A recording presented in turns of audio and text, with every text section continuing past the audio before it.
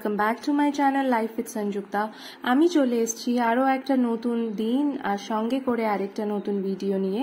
আজকে আমাদের পুরী ট্রিপের ডে 2 আমি তোমাদের সঙ্গে শেয়ার করব সারাদিন আমরা কি করলাম। এখন বাজে ভোর 6টা, আমরা রেডি হয়ে নিচ্ছি মন্দিরে যাওয়ার জন্য। আজকে আমাদের পুজো দেওয়ার কথা ছিল, সেই মতোই আমরা রেডি হয়ে নিচ্ছি। আমিও রেডি হয়ে গেছি, বাড়ি থেকেই প্ল্যান করে এসেছিলাম আজকে এই শাড়িটা পরবো। এই শাড়িটা আমাকে আমার এক ভাই গিফট করেছিল, শাড়িটা আমার ভীষণ পছন্দের, তাই জন্য রেখে দিয়েছিলাম। কোনো দিন স্পেশাল কোনো একটা অকেশন হলে এটা পরবো। তো পুজো দেবো এতদিন পর, ভাবলাম একটা নতুন শাড়ি পরেই পুজো দিই, আর সেই কারণে শাড়ি পরে রেডি তো হয়ে গেলাম। এবার যাব হোটেলের নিচে, সেখান থেকে কোনো গাড়ি, অটো, টোটো যেটাই পাবো সেটা করে মন্দিরের দিকে যাব। ফাইনালি আমরা একটা অটো পেয়ে গেছি। অটোতে হোটেল থেকে মন্দির অবধি ভাড়া নিল 150 টাকা, তার কমে কেউ রাজি হতে চাইছে না। যদিও মন্দিরের একদম সামনে কিন্তু অটো এন্ট্রি অ্যালাউ নেই, তো সেই কারণেই প্রায় 500 মিটার ডিস্টেন্স আমাদের হেঁটে আসতে হলো। পুজো দিতে আসবো আর এইটুকু কষ্ট করব না সেটা বললে তো হবে না।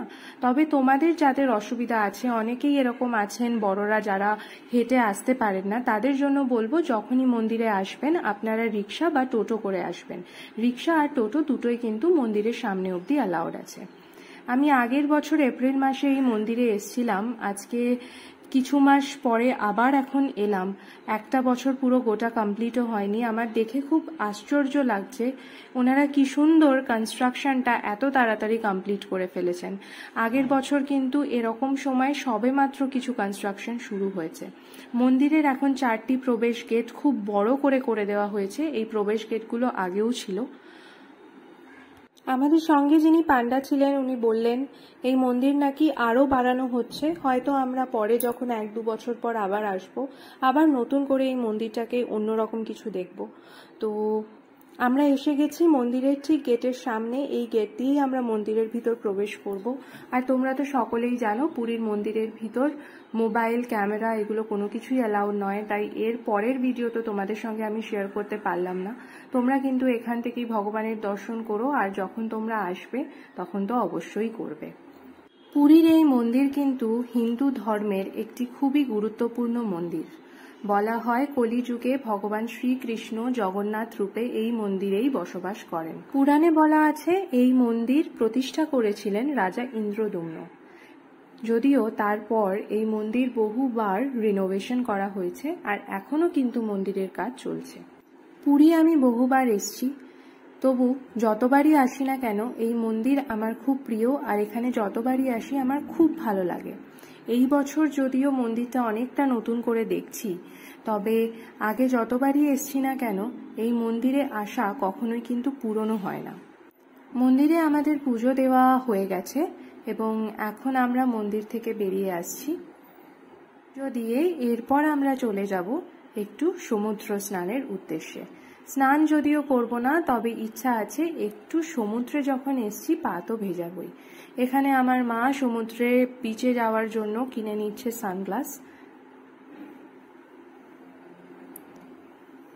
সানগ্লাস কিনে এখন আমরা চলে যাচ্ছি সোজা সমুদ্রের দিকে। এখানে প্রচুর মানুষ, সবাই যে যার কাজে ব্যস্ত। এখানে বসে রয়েছে আমার হাজবেন্ড, আর এই আমরা যাচ্ছি সমুদ্রের সামনে। এখানে দেখলাম একজন দাদা খুব সুন্দর করে বালি দিয়ে ভগবান শিবের মূর্তি বানাচ্ছেন, দেখে খুব ভালো লাগলো, তাই জন্য তোমাদের সঙ্গেও ভিডিওটা ভাবলাম একটু শেয়ার করে দিই। কত বাচ্চা, কত মানুষ, সবাই নিজের মতো সুন্দরভাবে সময় কাটাচ্ছে এবং সবাই কি আনন্দে রয়েছে। এই একটা জায়গায় এসে বোঝা যায় মানুষের জীবনে কত আনন্দ, কত সামান্য জিনিসেই মানুষ কতটা খুশি অনুভব করতে পারেন। তো চলো যাওয়া যাক, একটু সমুদ্র স্নান সেরেই ফেলি।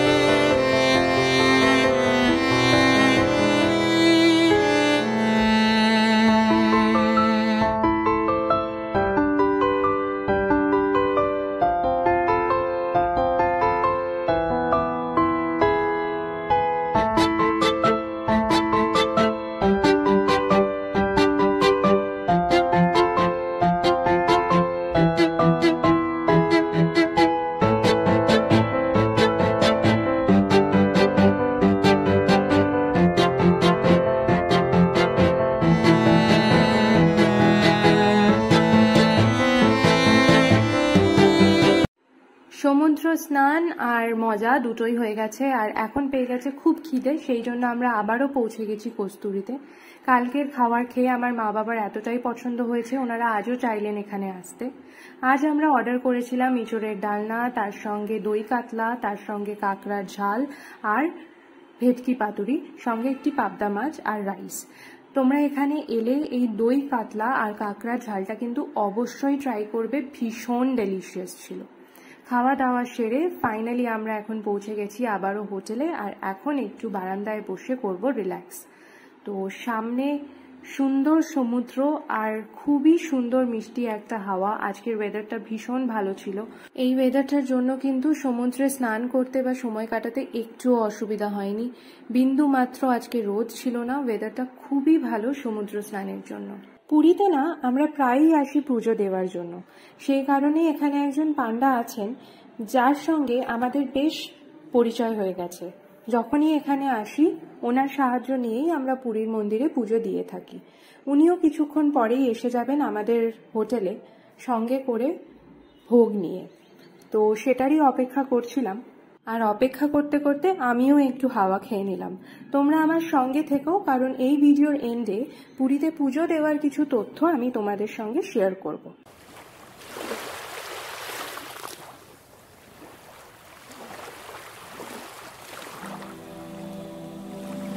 চলে এসছে জগন্নাথ দেবের প্রসাদ। বাক্সের প্রসাদগুলো তো বাড়ি নিয়ে যাব, তবে এই ভাঁড়ের প্রসাদগুলো এখানেই খেয়ে নিতে হবে, সেটা বাড়ি অবধি থাকবে না। আমাদেরকে প্রসাদে দেওয়া হয়েছিল রাবড়ি, এটা জগন্নাথ দেবের খুবই প্রিয় এবং আমাদেরও খুব পছন্দের। এছাড়াও ছিল মালপোয়া আর ছিল পোলাও। জগন্নাথ দেবের প্রসাদ খুব অল্প খেলেই পেট ভরে যায়, সেই কারণে আমাদের পক্ষে তো সম্ভব ছিল না পুরোটা শেষ করার। সেই জন্যই হোটেলে যে দাদারা কাজ করেন ওনাদের বললাম আমাদের কাছে অনেকটা প্রসাদ রয়েছে, আপনারা কি খাবেন? তো অবশ্যই জগন্নাথ দেবের প্রসাদ বলে কথা, কেউ তো বারণ করবে না।